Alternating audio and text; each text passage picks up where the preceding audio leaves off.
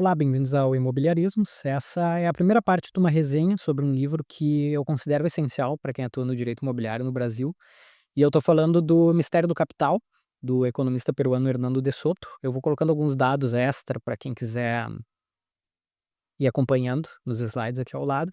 Essa obra é fundamental porque ela aborda do começo até o final, tá? A questão dos imóveis irregulares, que é uma coisa muito presente, central para advogados imobiliários aqui no Brasil.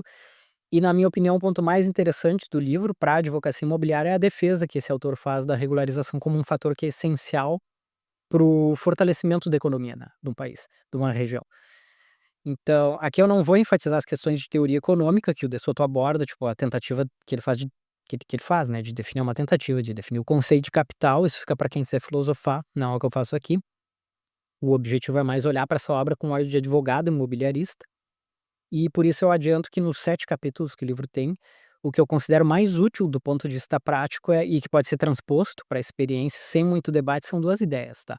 A primeira é a de que quanto mais um imóvel estiver distante da informalidade, longe da informalidade, integrado na realidade social, formal, maior vai ser o valor desse imóvel, a utilidade jurídica e a utilidade econômica desse imóvel.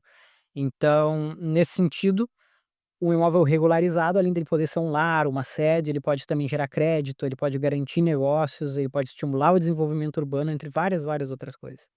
E a segunda ideia é a de que o sistema legal e os seus operadores, eles são os grandes responsáveis pelo sucesso ou fracasso dessa integração. Então, quando o Estado falha, a sociedade acaba criando suas próprias regras informais, e elas variam de bairro para bairro, elas geram insegurança, elas geram ineficiência, e a consequência é um mercado imobiliário fragmentado, imprevisível, é um mercado em que o advogado precisa atuar tanto para contornar essas barreiras e também para garantir segurança jurídica nos negócios, então fica muito complicado, muito ineficiente. E falando aqui do primeiro capítulo, que é o que eu estou resenhando aqui nesse vídeo, cujo título é Os 5 Mistérios do Capital, tá.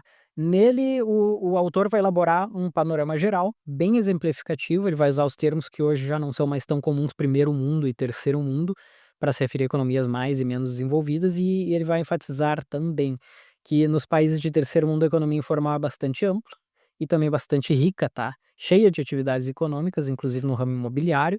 Então a tônica desse capítulo vai ser de que a diferença principal entre as economias bem desenvolvidas e as economias mal desenvolvidas é assim, o grau de integração da propriedade imobiliária dentro de uma determinada região, tá.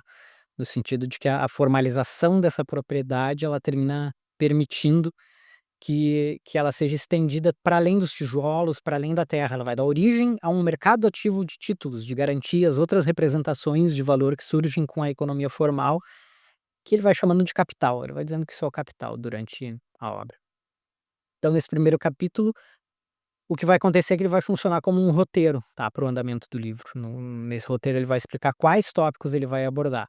Então ele apresenta primeiro o problema da informação ausente sobre propriedade e ativos informais, no sentido de que é bastante difícil quantificar, saber qual é o valor dos imóveis informais, já que eles não constam, né, de registros oficiais. Depois ele vai explicar como o capital é criado, tá, porque ele não se desenvolve nos países onde a informalidade predomina, o que para essa resenha não é um ponto chave, tá, então eu vou dar menos atenção para essa parte. Depois disso, ele vai abordar o que ele chama de miopia política e legal, que perpetua, né, essa exclusão econômica, e isso sim, daí faz muito sentido num país como o nosso, em que se diz que mais 50% dos imóveis estão irregulares. Eu não tenho certeza quanto a esses dados, porque, eu obtive eles de uma matéria da Folha de São Paulo sobre o Ministério, segundo a matéria, a fonte seria o Ministério de Integração e Desenvolvimento, na época, e até agora eu fiz um pedido de informações para ver qual é a fonte, porque eu não consegui confirmar que essa fonte é pelo menos fidedigna no sentido do número, né, 50%. Feito esse parênteses, por fim, nessa obra ele vai tentar demonstrar depois que a solução passa pela adaptação desses sistemas jurídicos nossos, né, para a realidade da propriedade do empreendedorismo informal, para que isso possa ser trazido, né, da informalidade para a formalidade e a partir daí convertido em títulos, em responsabilidades extras para alavancagem desse valor no que ele, de certa forma, vai chamar de capital. Eu estou simplificando bastante aqui, tá? Então, para o advogado imobiliarista, essa proposta de investigação que ele faz reforça bastante a importância do direito de propriedade formal como um fator essencial, tá, para o desenvolvimento econômico e de propriedade formal, Basicamente é uma grande parte hoje da atuação de muito imobiliarista aí na formalização de propriedade, que a gente vai chamar de regularização. Então a forma como esses bens são reconhecidos, são registrados, são protegidos legalmente, não é só um detalhe técnico, mas ele esclarece isso e faz uma fundamentação ótima. Eu vou continuar falando eu ia dizer, mas eu vou continuar falando sobre isso sobre os próximos capítulos. Então, não vai ser só um detalhe técnico, né, vai ser o que define se um imóvel pode gerar valor, pode servir como garantia, pode sustentar negócios jurídicos de uma forma segura. E, em suma, é isso. É isso que eu considero mais marcante no primeiro capítulo, tá, que é bem introdutório.